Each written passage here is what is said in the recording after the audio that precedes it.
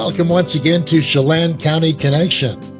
I'm your host, Randy Rhodes. Fire season is upon us, and joining us today on Chelan County Connection, Hillary Hurd. And Hillary, you're the Community Wildfire Liaison with the Wenatchee Valley Fire Department. Welcome.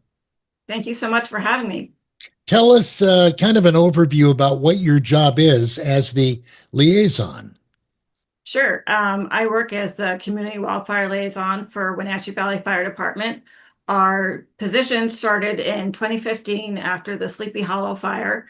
The chief at the time thought it would be a good opportunity to create a liaison between the fire department to work closely with the community to become responsive to their needs and educate folks about wildfire preparedness. And Hillary, you have been in this position for how long? I started working with Chelan County Fire District 1 prior to the merger of Wenatchee Valley Fire Department in 2019. I worked in the community wildfire program with the first wildfire liaison, John Riley, for about 3 years, and then he transitioned to the line, and I took over in August of 2021.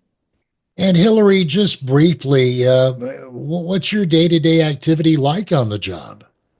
I can't say that there's any set routine.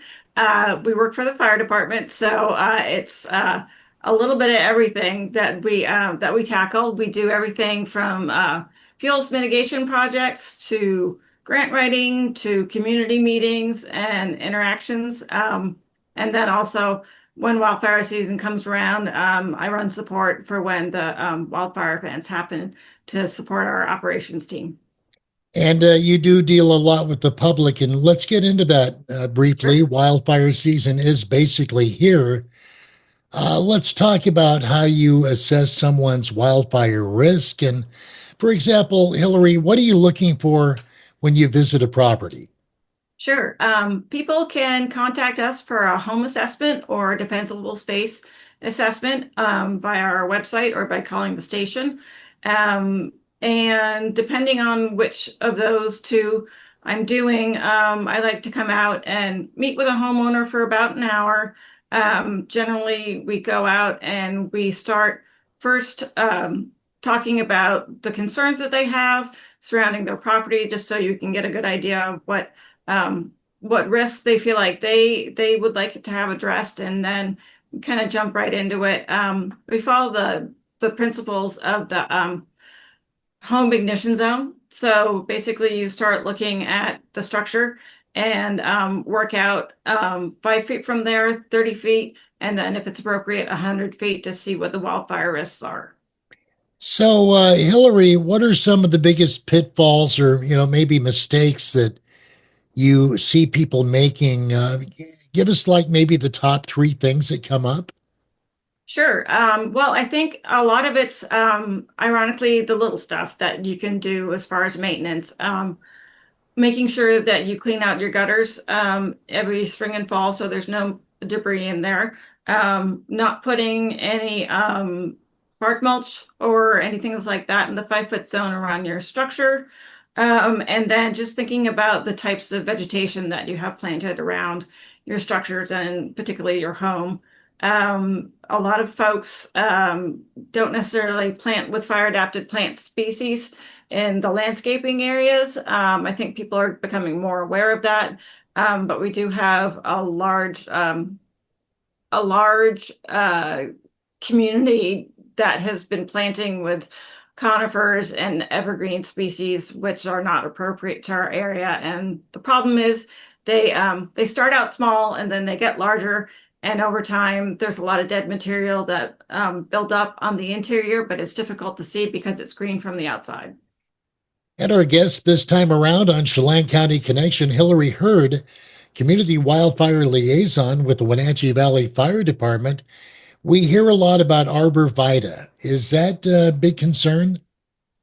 It is a concern because arborvitae are one of the species of plants that look to be green all year long, but the problem is there are needles on the inside that are dead, And a lot of people tend to plant them as windbreaks or up against fences. So they end up being conduits to the fire to spread from those trees to the fences and then to the structure. So it's definitely not a fire adapted species that we would recommend.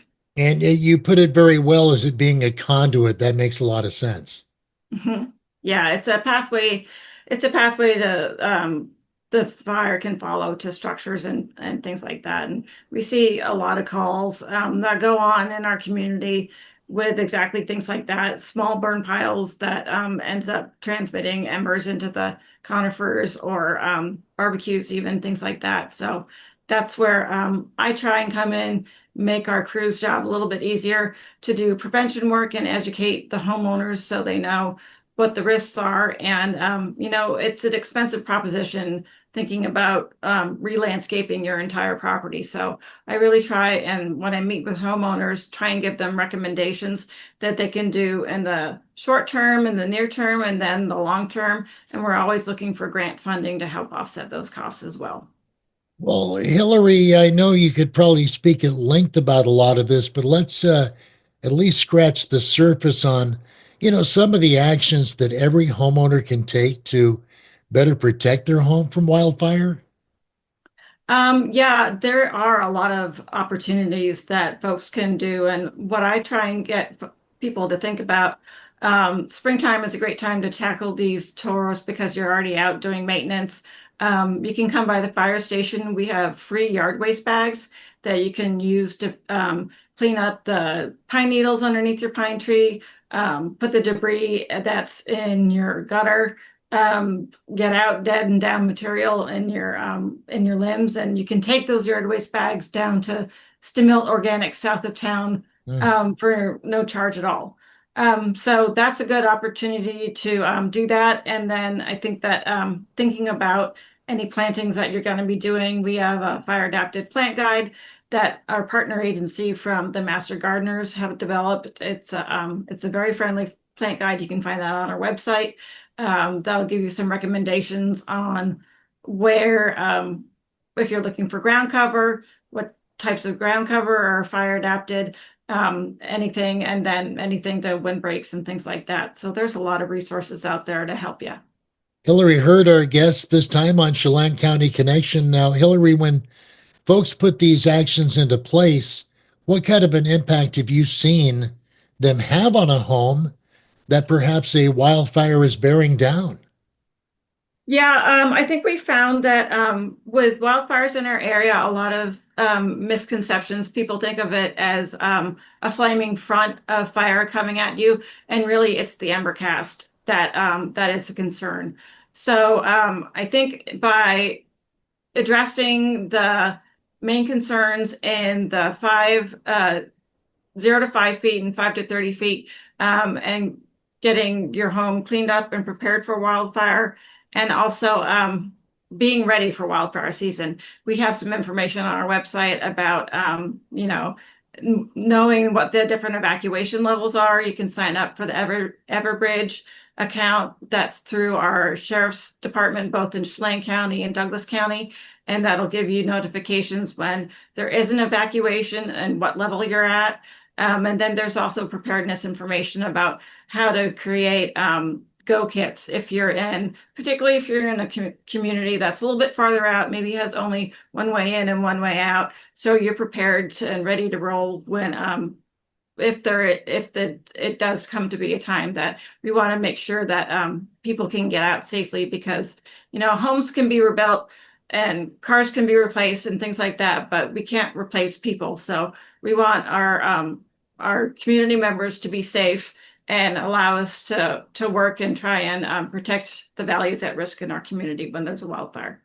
Well, right now you'll notice at the bottom of your screen the website to go to for more information. Hillary, when folks go to the website, what do they need to know? How do they sign up for an assessment? And do you do them year round?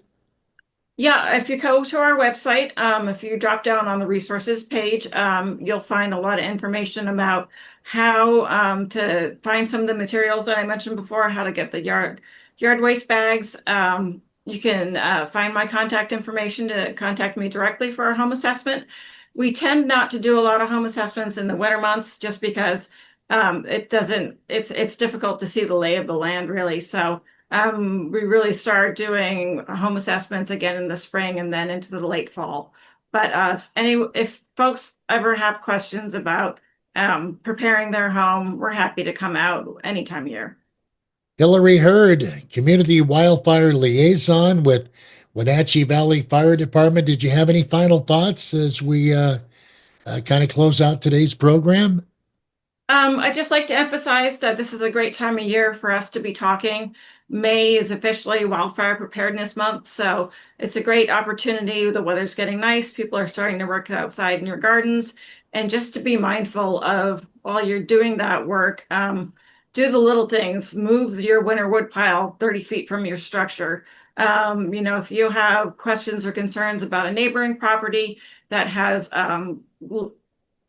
like tall grasses and things like that, contact us. We can work with your neighbors and your landowners, and just to be aware to work with your community members. Fire doesn't know boundaries, so making sure that you try to mitigate your own property, but also think about your neighbors and how you might work in cooperation with them.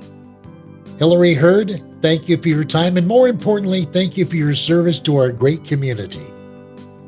Thank you very much for having me. We're happy to serve, and please contact us with any questions that you have.